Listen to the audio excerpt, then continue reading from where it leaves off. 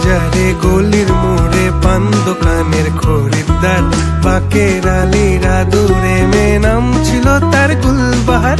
লাল বাজারে গলির মোড়ে পান দোকানের খরিদ্দার, বাকের আলীরা দূরে মেয়ে নাম ছিল তার